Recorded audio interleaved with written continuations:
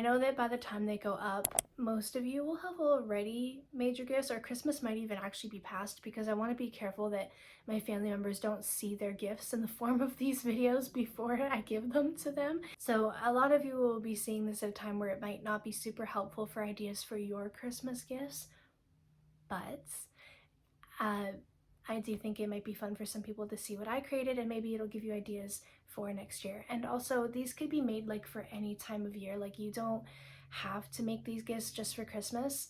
They can be gift ideas for anyone, for any occasion, or even no occasion at all. If you want to just make gifts for people, I do that all the time. Yeah, it's February, but humor me and watch this anyway. Back in October, I started this fairy house for my sister-in-law that was meant to be for her birthday later that month, but as things tend to, it took longer to complete than planned, and I had to make it my Christmas gift to her and my brother instead. It is most definitely one of the coolest things I've ever made and was well worth the wait and effort, and today I'll be showing you the process of creating it alongside a few of my most creative Christmas gifts this year. Some of you might remember the fairy house I made for my nanny for Christmas the year before, but I recommend checking that one out if you're interested, as it's a little more in depth than this video will be. My sister-in-law loved it so much she mentioned wanting one, and it got filed away into my brain as a gift idea for this year. I started out by sketching this one to create a bit of a game plan for what I wanted it to look like and create a visual in my mind of how I was going to go about creating it. None of this turned out as I planned, and I made so many mistakes, so the final result is a little different than the initial vision. This is truly more of a documentary of my ADHD than it is a tutorial, so learn from my mistakes if you plan on making one of your own. I started off with the roof, which felt like the most logical place to start as it's easily the most time consuming. The first step was creating what would become the base structure for the roof, and I did it a little differently than last time by creating an actual structure for underneath the roof instead of using a yogurt container like I did last time. It worked the same way, and either method is effective really, but the roof was bigger this time and I wanted to make sure it would hold up better. After creating the cone for the roof and taping the shit out of it to hold it in place, I got to cutting up all those pieces that would become the shingles.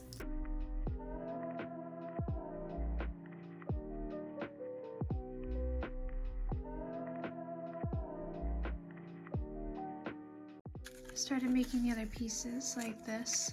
It's going to be the chimney, and these pieces which are going to make up the roof. Gluing them all on one by one is probably the thing that took the longest to do. Okay, this is where we're finishing off tonight. I worked on this for almost 3 hours. This prepped, and that is going to be drying overnight. Not all the glue on that has dried. But I glued it to the lid, and hopefully by the morning all of this will be dry and I can continue. I got the base glued in securely to the roof and then got back to sticking the shingles on. This process was just as much of a drag to do this time as it was the first, but especially because halfway through I was worried I'd run out of glue and decided to make use of the glue stick that I have. I forgot why I don't use this glue stick, but quickly remembered when shingles started falling off later that it's because it sucks. This was mistake number 2, the first being my choice in jar, but we'll get to that in a minute. When painting the roof, I started with a base of black. This was mistake number 3. It was incredibly difficult to paint the roof in this state with a brush, so it took 10 times longer than it should have had I painted the individual pieces before assembling, and I damaged 3 different brushes doing it. I made the same mistake last time too, but it's a fact that I need to make a mistake at least twice before my brain learns. I don't make the rules. I just have to live with them. I needed to add another row of shingles to have more hangover when placed on the jar base, so I painted those shingles beforehand and then glued them on, which is, funny enough, also exactly what I did last time. This really felt like deja vu, like both to do and to edit this video.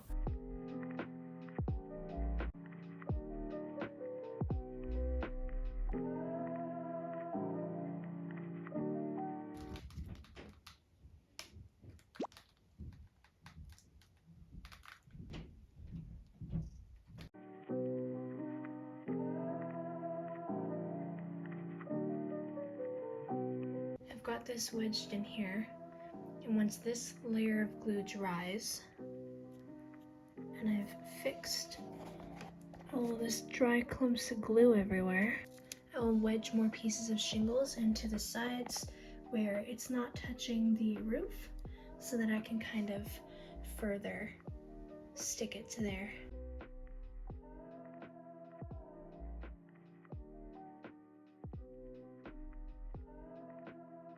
After the base of black dried and the one roof peak was securely dried on there, I moved on to the rest of the roof painting process. Using black, brown, and purple, I made a dark muted purple color and painted that loosely onto the roof to give it some color. I then made medium and light tones of that same color and dry brushed it on to give the roof more depth and a realistic weathered look. The goal for this fairy house was for it to look very gothic, but I didn't want it to be entirely black or else the details would get lost and it wouldn't look as visually interesting, so I felt like purple was a good compromise. Because of the lighting of the basement, you really can't see well how much of a difference this makes, but I promise in person it really made a big difference and is a bit easier to see later on in the final shots.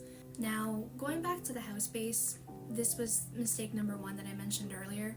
I planned on this house being sort of the same size as the first one I made last year, but I only had several small jars and this one, which I underestimated in height prior to adding the roof. So what was meant to be a fairy house quickly became a fairy castle.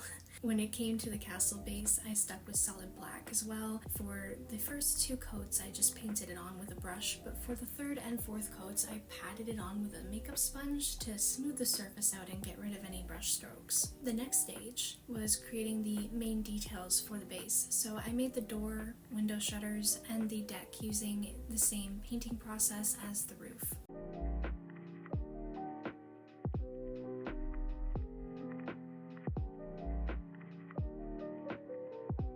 I was pretty impressed with how much regular school grade Elmer's glue can do, honestly. I feel like this project could be an advertisement for them at this point. Gravity and perfect placement of random objects helped me a lot when it came to holding things in place long enough for the glue to dry over long periods of time, but the strength of Elmer's glue is no joke. This entire project is held together by Elmer's glue and hope. The next stage was one I wasn't sure how to tackle. When painting the roof and base, I ended up with a lot of clumps of dried acrylic paint, which I normally remove from my palette and throw away. But then I had an idea that was so insane I wasn't even sure it would work. I know it might be hard to see the vision here right now, but this will make sense once it's painted, I promise. I hope. So I just finished setting up the rocks, and I go upstairs and I'm telling my nanny about it, and she tells me, "Oh, I have rocks that I use for my fairy garden." And I'm like, no, you don't. You're lying. And she sure enough gives me a bag of white fairy rocks. Would have been good to know about that, because then I would have used those instead of acrylic paint dried up and molded into rocks. This is literally a recycled project. And I know it's gonna look awesome in the end. I know that all of this is gonna come together. It's gonna make sense. It's gonna look good. I'm just saying. Would have been nice to know about those rocks beforehand. Some of them were heart-shaped. I could have done so much with that. Anyway, lesson learned.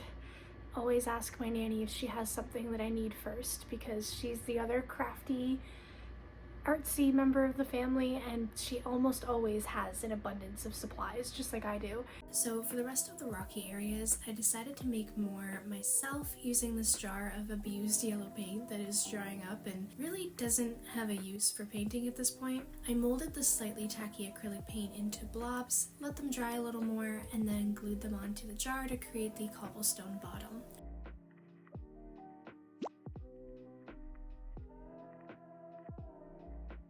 Alrighty, so today I'm going to be working on the painting of the base and of the roof, just finishing all of that off, that aspect of the detail work. We're in the home stretch, we're so close to being done. I did actually find it kind of difficult to tell if the colors were, everything was fully covered properly and if the colors looked okay. So I'm going to take all of my things upstairs and do the rest of the painting details upstairs. I followed the same method as I had done with the roof, making the base of the rocks different variations of the same purple, gray, and brown mixture, and then dry brush all over them with a lighter tone to create the stone texture and weathered look. This really brought the whole thing together, and I was honestly kind of impressed with my own creativity here. Like, these really look like rocks. Like, if I didn't know it was dry paint, I would have assumed they were little rocks.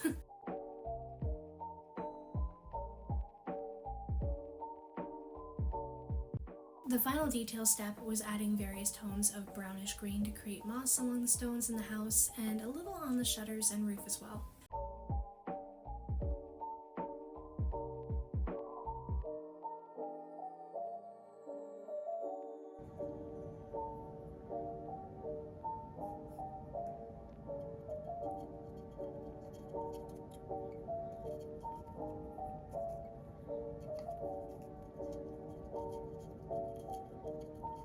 Then there was the step of creating the deck, which I was dreading up until now. Originally, I planned to have a really cool winding staircase, but as we were days before Christmas by this point, I knew I didn't have enough time to figure out how I was going to make that work, so I changed my design to a ladder instead. For the railings, I used toothpicks cut in half and painted them black. After poking a hole into the deck base with a thick sewing needle, I then pushed the toothpicks in through the hole and glued them a little from the bottom to hold them in place. I used embroidery thread in a similar moss green tone for the rope and took at least an hour or two to connect it to each toothpick for both the deck railing and the ladder. Amazingly, no fingers were stabbed in this process, but there was a lot of frustration and deep breathing exercises instead. I also originally planned to have pretty little beads hanging from the roof, but I didn't love how it looked here and I didn't have any beads in the right colors that would look nicer, so I had to admit it from the design in the end. The final step was adding this spider to the top of the roof.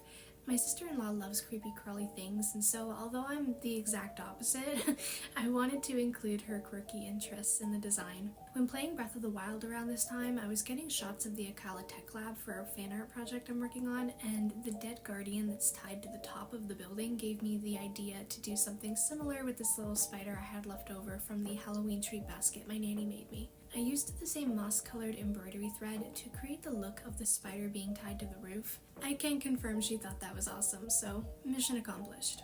The final shots don't do this thing justice, but I swear I could not get better lighting as it was December in Canada and we only see the sun maybe once a week, and this wasn't the sunny day of the week apparently. Like the one I made for my nanny, there's a fake candle inside to create a cute little fireplace lighting effect in low lighting.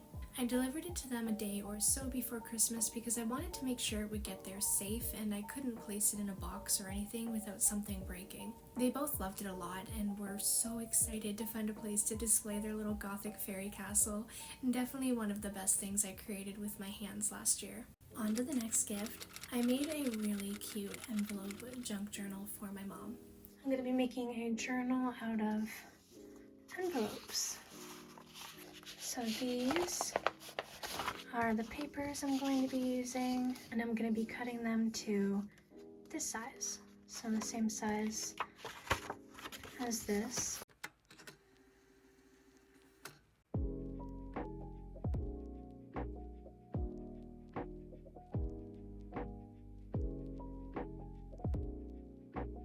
I got to placing the pages together and realized that the pages didn't look as nice with the white backing showing, so I decided to tape the ones with designs only on one side together to create double-sided pages. Once those were done, I got to putting them together into one book and then cut the edges so it was even at the side. The next step was making the body of the envelope. There's a few different ways to make this, but I'm gonna do it this way. I realized when testing it out that the pages didn't fit well, so I needed to cut them down to make them a little more narrow. I also decided I wanted to make a bag out of this brown paper that was used as packaging paper from some orders I made over the course of the year. I do have a few paper bags that I could have used too, but I thought they'd be too small for this and also wanted to save them for something else I'd like to make. This bag will be folded in half and placed as a page in the book as well, having like a cute little secret pocket on the side where stuff can be slipped in there. I decided to place it somewhere in the middle so that the two pocket pages are spaced apart. It was a little too big, so I had to cut it down to the same size as the other pages. A lot of junk journals have pages of different sizes and shapes, and although I myself love the haphazard aesthetic of that, I know my mom well enough to know it would drive her nuts to not have all the pages the same, so it was important to take the time to adjust, even if it meant this would add several minutes to the time this project took. Because the double-sided tape wasn't holding well, I gave the glue stick a try for added reinforcement. Then we were back to making the envelope cover, which I only struggled a lot to put together. I almost forgot how I wanted this to be, so I was gonna glue this down. Luckily, I remembered in time to reverse that mistake, but I wasn't so lucky the second time I made it, as you'll see in a bit. Now it was time to decorate the inside, which had more trial and error than it had any right having. I first needed to decide the two patterns I was using for this, and I immediately knew I liked this bird pattern and wanted to use it for sure. I decided it would be the outside pattern, and the inside would be this pretty dotted blue pattern. My mom likes blues and neutral tones, so I tried to keep that color scheme in mind, as well as what patterns she tends to like or not like when deciding what paper to include. After cutting out these sections for both sides, I began gluing the insides first. I wanted to have the pockets at the sides available to use, so I had to cut out the shapes for that. I still do not understand what I was doing wrong here, because this is exactly what the lady in the tutorial I went over the night before did for hers, but it didn't fit a few times, and I had to get creative when I realized I ran out of this pattern paper and couldn't keep trying. This was the first one I did, and it's completely off around the edges. And then this is the other one that I did, that even though I pushed it all the way in, somehow it ended up wrong the first time, and then I did a double test and it was wrong the second time too, even though that's like half an inch. Like, anyway, I'll use the first one.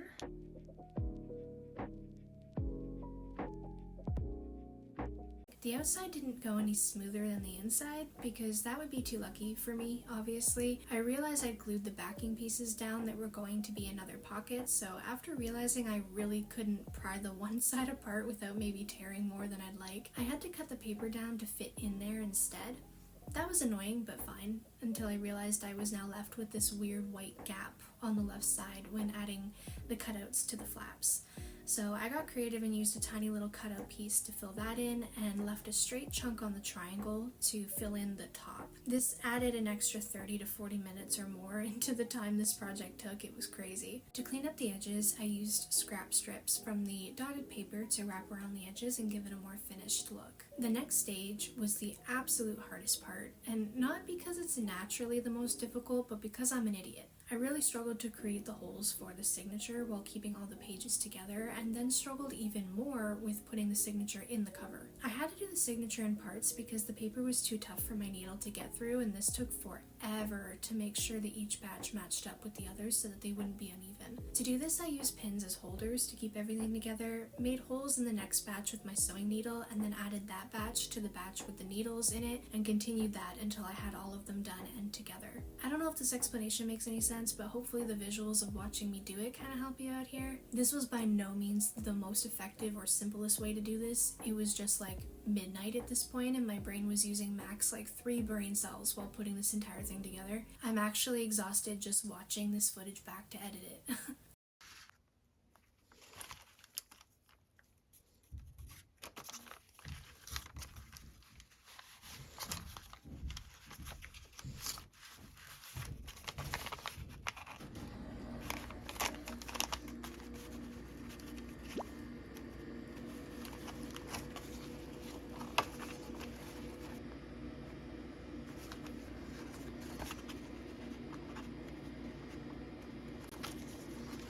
Definitely making this harder than it has to be.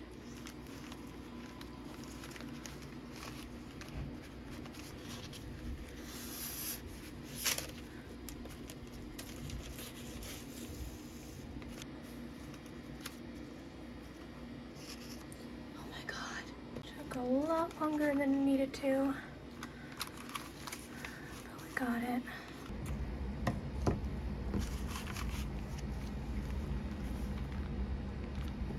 Oh my god, I'm dumb. I was supposed to sew it into this. Fuck me. Now I had to undo everything I just did in order to add it in. This was kind of something I would have had to do anyway though, because I needed to sew it into the book too, which was another thing I forgot the first time.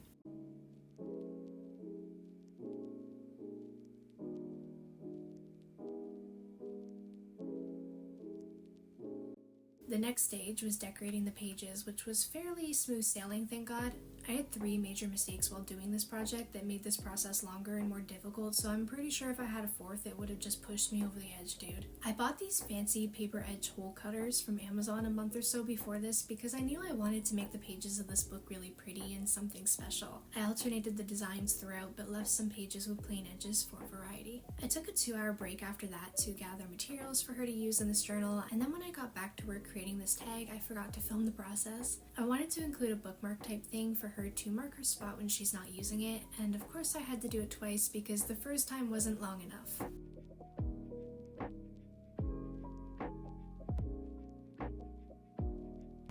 Didn't work out well.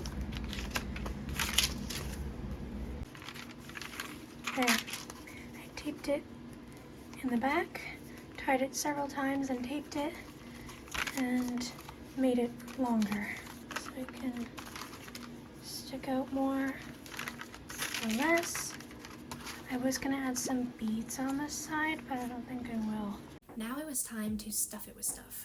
In the right pocket, I included scrapped pattern paper, pictures, and quote images I thought she might want to use. On the left pocket, I included handmade stickers I made a while back, as well as a few I cut out from my collection that I thought she'd like, and some washi tape. I ended up putting the washi in the plastic bag and the stickers in a little paper bag I made for my Christmas cards that ended up being too small to use at the time. I also included a bunch of these pictures and bits of ephemera as well, also in a plastic bag to make sure that nothing falls out or anything. The pockets don't hold too much, so I decided to move the little bag of stickers to the top and secure it with a paper clip. I then wanted to decorate the front and chose to go with a less is more approach, so I just added this little white decorative thing to the front and also added a little heart left over from my paper cutouts earlier. This was kind of bad timing, but at this point I decided that having something to tie it shut would be good, so I had to undo the back to create holes for this leftover twine I've been trying to find a use for months.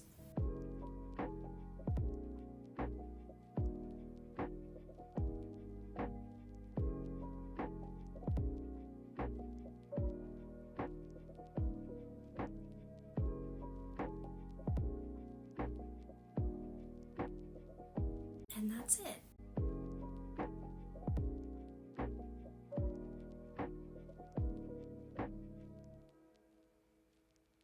The final creative gift I made this year that I have footage of is my Christmas cookies. Last year, and maybe also the year before, I made gingerbread men for most of my family as gifts, and they're damn good gingerbread men, so no one has ever been disappointed to receive them. This year I wanted to go a different route and make fancy sugar cookies inspired by a pin I saw on Pinterest, so here's how that went. Hint, also not great. My luck was the absolute worst this year. This recipe is recommended to make with a mixer, but I didn't have one and decided that that wasn't going to stop me. How difficult could it possibly be to cream butter by hand? Turns out, very much so, when you have chronic pain in your arms and it's acting up and they get extremely painful and fatigued very easily. I'll be including the recipe for the dough in the description box because they were a hit with my family members who received them. For the cookies I made the dough as instructed and then split it in two. One half got split again into 4 sections that I then used gel food coloring to dye red, green, white, and brown. Using mini cookie cutters, I cut out as many shapes as I could with each color. Green was trees, brown was reindeer and gingerbread men, red was stockings, and white was snowflakes. I then rolled out the second half of the dough and used a cup to make large cookies and then placed those little cutout shapes onto the circles to create a cute little design. I gave it a gentle roll over to flatten them out and then let them bake for about 8 minutes or so. The final results looked like this. Not amazing, but cute and heartfelt nonetheless. I intended to make them into sandwiches, but the dough wasn't enough and I ended up short. I needed at least 6 sandwiches and only had enough for 4, and I didn't have enough energy or ingredients to make another batch. I made a bunch of mini ones too because I wanted to have smaller ones to fill up the boxes, but now I didn't have enough of either the small or the large to cover all the people that these were for. I felt kind of lost and wasn't quite sure what to do, and then my nanny suggested making a batch of Pillsbury Christmas cookies to help kind of fill that box a little bit more. So the solution in the end was to give each couple 1 sandwich cookie to share and filling the box with 2 smaller sugar cookies and 5 Pillsbury Christmas cookies each. I made the cookies the day before but filled the inside of the sandwiches the day of our Christmas Eve get together so that the buttercream was fresh. My family members that received these boxes loved them and were so happy to receive them, so seeing them enjoying them made all the effort and stress feel worth it. I hope you enjoyed seeing some of the creative gifts I made for Christmas 2023. If you haven't watched it yet, I did a video about my Christmas cards that I made for my family as well, so feel free to check that one out too if you're interested. From here, I'll be getting back to content from this year. Sorry for the time warp back to December with this twin set of videos, but I really wanted to make use of this footage so it wasn't wasted. Thank you so much for watching, and I'll see you in a new video next week.